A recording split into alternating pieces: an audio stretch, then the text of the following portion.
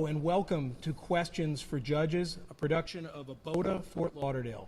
My name is Jeff Adelman, and what we're trying to do here is bring different judges on the air, ask them about what works in the courtroom, things that they like, things they don't like, and a little bit about the judges as well.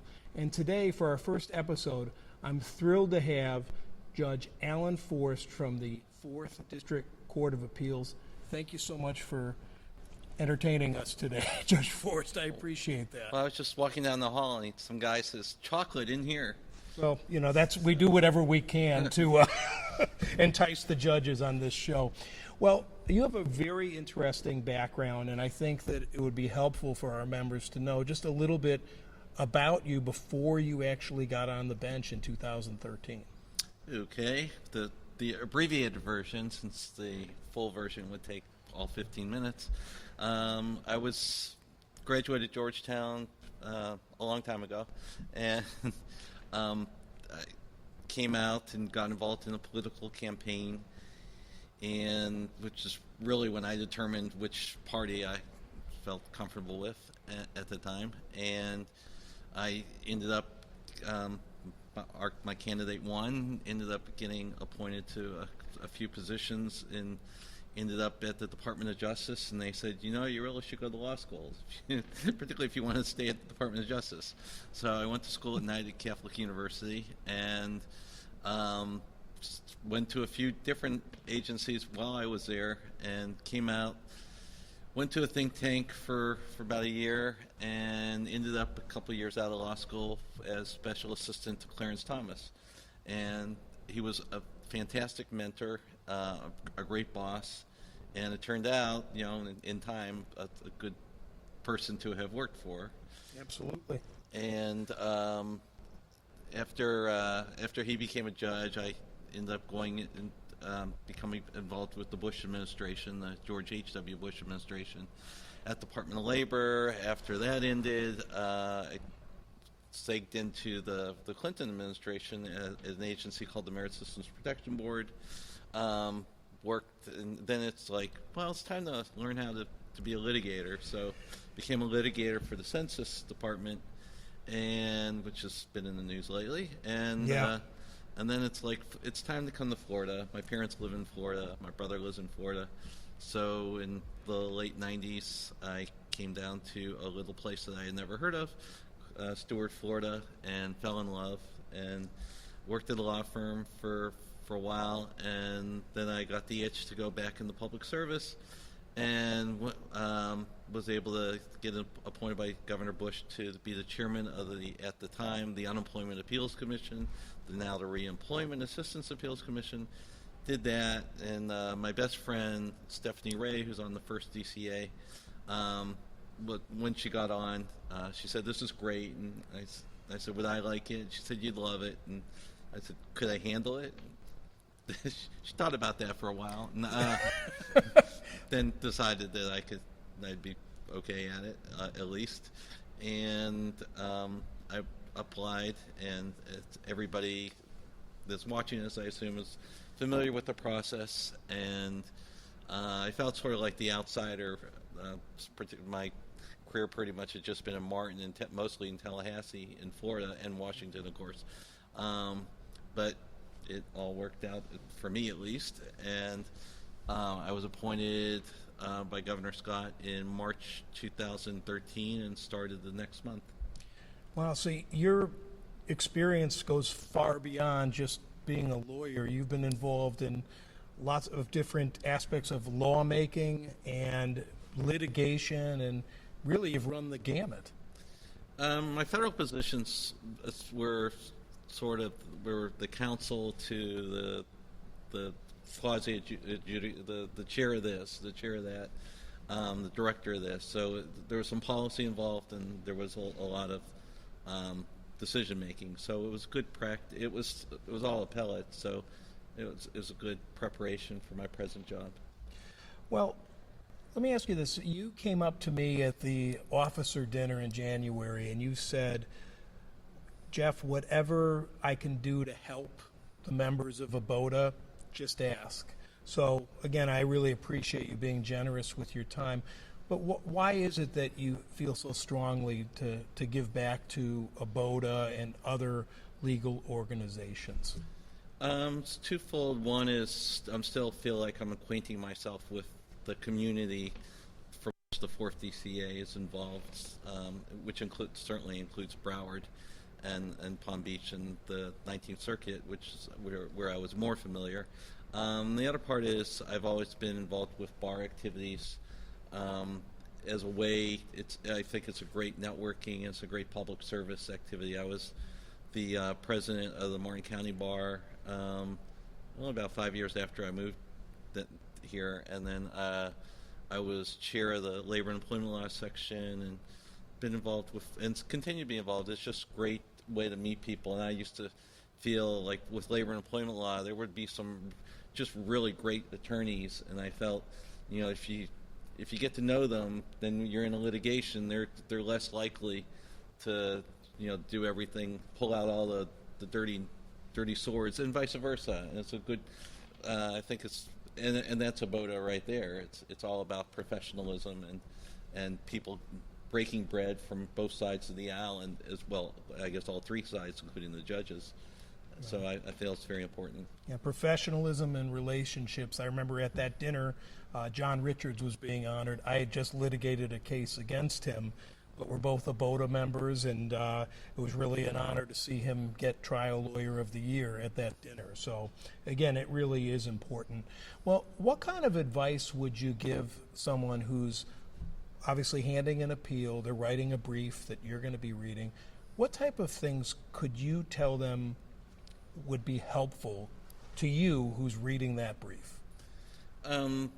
We recently had a request to enlarge the brief. The brief is the max is 50 pages, and there was a request to make it 80 pages. And the easy thing would have been said, sure, but no, there's a reason it's 50 pages, because if you have ad infinitum, there'll be ad infinitum issues, and you're going to not be focusing on the real issues that you feel that the trial court got wrong, or that you want to bring to the attention of the appellate court. So you need to focus on the handful of the real contentious issues that you feel need appellate review, and give the best argument. Keep it on argument. Don't no ad hominem attacks. That judges frown on that.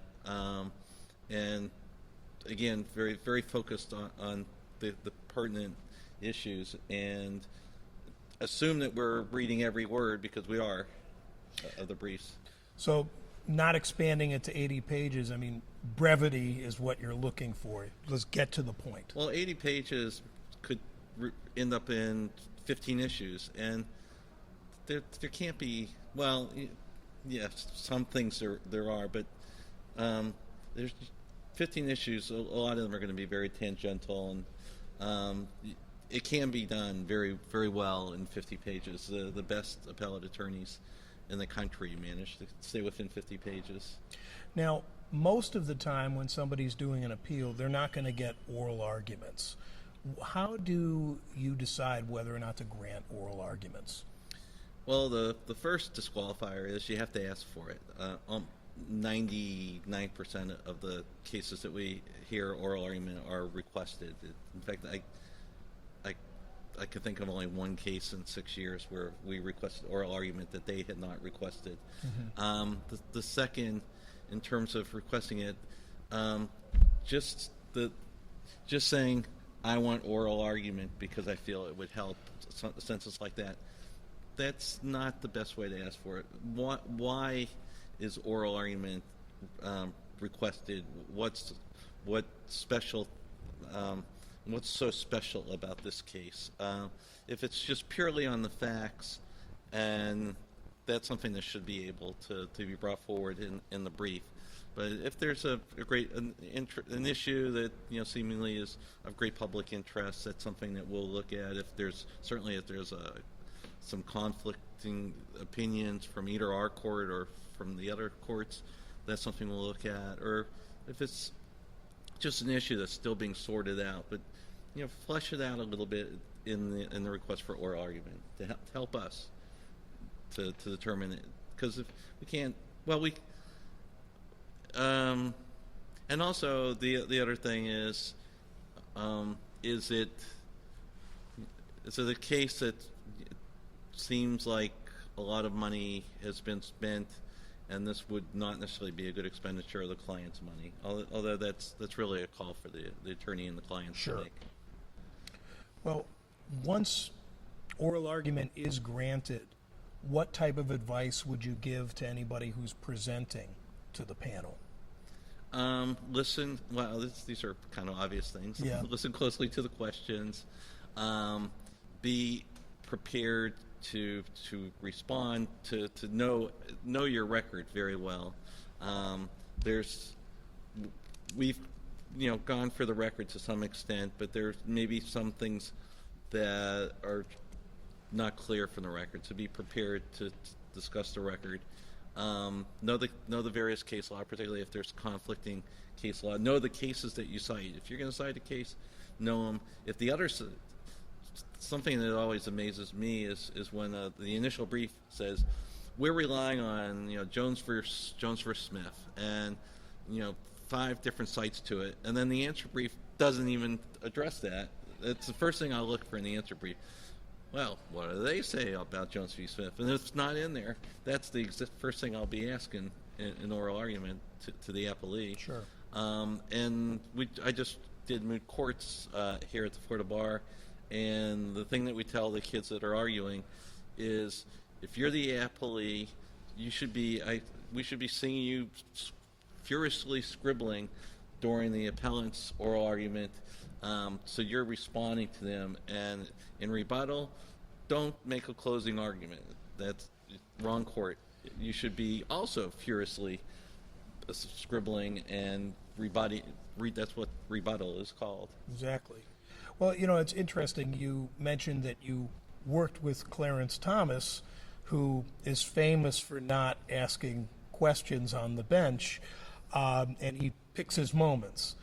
How do you determine whether or not you ask questions from the bench?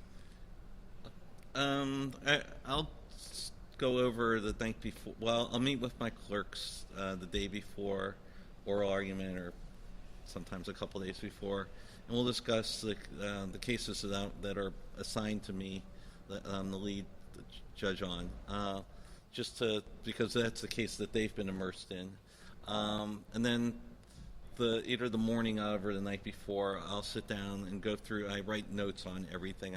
I go every case, and I'll go through my notes. And as I'm reading the case, I'll be like, what do they mean by this? Or how are they saying that this case is inapplicable? And then I'll actually type my questions that I'm interested in hearing answered. And then sometimes as the case is going along, I'll try to pick up on something. And then sometimes it seems like, okay, case seems to make sense. So let's see what they have to say and take it from there. And so sometimes it's, as they say, a hot bench. The three of us are just asking all kinds of questions, and sometimes I guess the attorneys need to read the bench, and sometimes it's like, okay, I see I have 14 minutes left, but I will sit down. Some of the best arguments I've ever made are when I keep my mouth shut. If things are going the way I want, just keep it shut. So it's possible to grab victory from the jaws of defeat, and it's also possible to grasp defeat from the jaws of victory. Absolutely. And you mentioned that you have clerks, and you have 2 clerks. I actually have 3. 3 clerks. And they're all attorneys, correct? Yep. Okay, so it's good to have kind of a sounding board back away from the bench and everything else, just to kind of run the different ideas by 3 other legal minds. Right. So even for cases that we're just conferencing on without an oral argument, my clerks and I do essentially an oral argument where I'm asking them questions on the bench memo that they've done, and I'm hoping that the other clerks have read the bench memo. In fact, I'm getting new clerks in the next month, and I'll say you're going to be reading everybody's bench memos so that we could all discuss it. It's good preparation. Absolutely. Well, again, I can't thank you enough for your time. I guess before we conclude, Judge Forst, do you have any advice for any young law students out there, young attorneys, about moving forward that are interested in getting involved in appellate law? Well, I guess the best way is the best way is to do moot court and law review in law school, and get involved with various fraternal or organizations in law school. Try and get an internship during your law school years with appellate court, and then apply for a clerkship with an appellate court, particularly if that's what you're interested in. Although I guess federal trial courts do a lot of similar work to appellate court, and actually I have 2 law clerks that are leaving me. One just left, and one's about to leave. One's going across the street to a federal magistrate, and the other ended up going to Kansas to work for a federal trial judge. So Florida to Kansas. Yeah, never been. So they certainly love the clerking aspect, and the one that left a year ago, he's clerking in Miami. So, Any advice to anybody who is seeking to be a clerk for a judge? Get your applications in early. Make sure you're well credentialed. It's very competitive, and become prepared for the interview. I'm always astounded. I think judges are very unimpressed when it seems like, oh, you're just one of 15 people that they're interviewing with, and they really haven't done any individual prep. They're just there to talk about themselves. If the judge, to realize, one of the young people that I'm hiring that are starting with me in a little over a month. He came in and started telling me stuff, and it's like, how did you know that? And he said, oh, I was driving down, my girlfriend was reading me from your judicial application. It's like, I like this guy. That's sharp right there. Yeah. Well, again, thank you so much for your time. Thank you to all of you for watching, and stay with us for the next one. My name's Jeff Adelman with Fort Lauderdale, Abota. This is Judge Alan Forst.